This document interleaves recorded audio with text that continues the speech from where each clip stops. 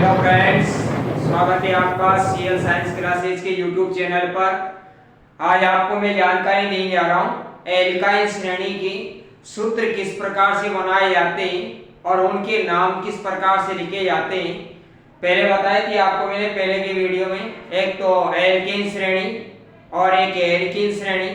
अब आपको बताने जा रहा हूँ मैं एल्काइन श्रेणी की नाम और सूत्र किस प्रकार से लिखे जाते हैं।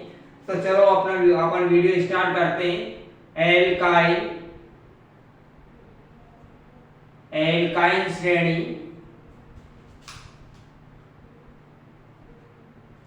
एल्काइन श्रेणी में देखो आप इसमें कि कार्बन कार्बन के बीच त्रिअबंध क्या होता है, व्यवस्थित होता है। कार्बन कार्बन परमाणु के बीच कौन सा बंध पाया जाता है, त्रिअबंध पाया जाता है, ट्रिपल बॉन्ड पाया जाता है। अब इसके बाद इसके सामान्य सूत्र की बात करते हैं अपन।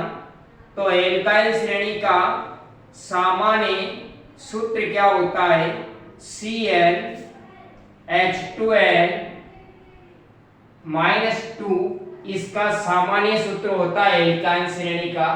अब इसके बाद बात करते हैं अपन इसके अनुलग्न की।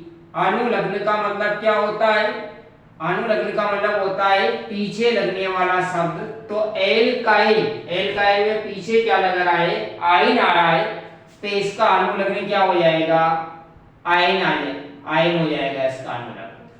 अब स्टार्ट करते हैं अपन सूत्र बनाना और इसके बाद इसका नाम किस प्रकार से लिखेंगे अपन। तो n बराबर कम से कम, एक तो एल्कीन श्रेणी है और एक एल्काइन श्रेणी है, इसमें कम से कम 2 कार्बन परमाणु की क्या होती है, आवश्यकता होती है। तो n बराबर कितना मानते हैं अपन, 2 मानते हैं। n बराबर 2 का अपन सूत्र बनाएंगे और इसका नाम लिखेंगे। तो सामान्य सूत्र लगा देंगे अपन CnH2n-2। तो बराबर जहां जहां पर आपको n नजर आ रहा है वहां वहां पर आपको क्या लिखना है, 2 लिखना है। तो C2H2 into 2 माइनस ये 2 आ जाएगा। अब इसके बाद इसको सोल्व करते हैं अपन सूत्र को। तो C2H 2 को 2 से गुणा किया तो कितना आया, 4, और ये माइनस का माइनस और 2 का 2। इसके बाद और सोल्व करते हैं अपन इसको। तो C2H और 4 में से 2 गए थे, कितने बचे, 2। तो ये तो अपने पास इसका n बराबर 2 का सूत्र प्राप्त हो गया। अब इसका नाम लिखेंगे। नाम किसके आधार पर लिखेंगे अपन, पूर्व लग्न और अनुलग्न के आधार पर इसका नाम लिखेंगे। तो एक तो पूर्व लग्न है और एक क्या है अपने पास, अनुलग्न है। इसके आधार पर इसका नाम लिखेंगे। तो पूर्व लग्न क्या है इसका, पूर्व लग्न किसके आधार पर लिखा जाता है, कार्बन परमाणु की संख्या के आधार पर पूर्व लग्न लिखा जाता है।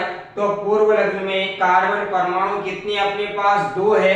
तो यहाँ पर 2 के लिए क्या आ रहा है अपने पास, 1 आ रहा है। तो पूर्व लग्न क्या हो जाएगा, 1 आ जाएगा।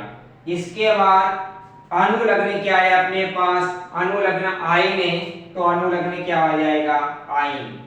और एथ को आयन को मिलाया तो इसका नाम क्या हो जाएगा, एथाइन नाम हो जाएगा। क्या नाम हो जाएगा इसका, एथाइन। तो इसका सूत्र भी हो गया और इसका नाम भी हो गया। अब इसके बाद n बराबर अपन कितना लिखेंगे, अपन 3 लिखेंगे। 3 का सूत्र बनाएंगे अपन, वही अपन सामान्य सूत्र लिख देंगे CnH2n-2। अब इसके बाद जहां जहां पर n नजर आ रहा है वहां वहां पर क्या लिखना है, आपको 3 लिखना है। तो C3H2 into 3 - 2। तो C3H 2 को 3 से गुणा किया तो कितना आया, 6 और -2। C3H और 6 में से 2 गए थे, कितने बचे अपने पास, 4। ये सूत्र प्राप्त हो गया। अब इस सूत्र का क्या लिखेंगे अपन, नाम लिखेंगे।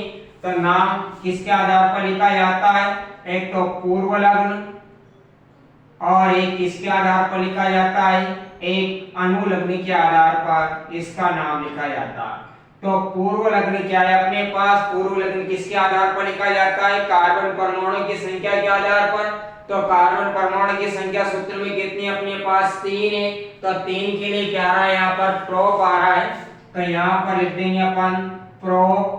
और इसके बाद अनुलग्न क्या है अपने पास आयन है, तो ये आयन, और प्रोप को और आयन को मिलाया तो इसका नाम क्या हो जाएगा, प्रोपाइन नाम हो जाएगा। क्या नाम हो जाएगा इसका, प्रोपाइन। एक और बता देता हूं आपको मैं, n बराबर 4 वाला बता देता हूं। n बराबर 4 तो सूत्र लगा देंगे अपन CnH2n -2, और जहां जहां पर n नजर आ रहा है वहां पर क्या लिखेंगे अपन 4 लिखेंगे। तो C4H2 into 4 - 2, तो C4H 2 को 4 से गुणा किया तो 8 और -2, और C4H 8 में से 2 गए तो कितने बचे 6। तो ये सूत्र प्राप्त हो गया। अब इसके बाद इसका नाम लिखेंगे अपन किसके आधार पर, एक तो पूर्व लग्न और एक किसके आधार पर, एक अनुलग्न के आधार पर इसका नाम लिखेंगे। तो पूर्व लग्न क्या है अपने पास, कार्बन परमाणु की संख्या अपने पास कितनी है 4 है, तो 4 के लिए 11 अपने पास ब्यूट आ रहा है, तो ये ब्यूट लिख देंगे। और इसके बाद अनुलग्न क्या है अपने पास, अनुलग्न आयन है, तो ये आयन लिख देंगे। और जब ब्यूट को और आयन को मिलाया तो इसका नाम क्या हो जाएगा, ब्यूटाइन नाम हो जाएगा इसका। क्या नाम हो जाएगा, ब्यूटाइन। इस प्रकार से सामान्य सूत्र का प्रयोग करके, पूर्व लग्न और अनुलग्न का प्रयोग करके अपन आसानी से सूत्र भी बना सकते हैं और इसके नाम भी लिख सकते हैं। तो आज का वीडियो यहीं समाप्त करते हैं। वीडियो अच्छा लगा हो तो वीडियो को लाइक, शेयर और सब्सक्राइब जरूर कीजिएगा। थैंक यू सो मच दोस्तों, धन्यवाद।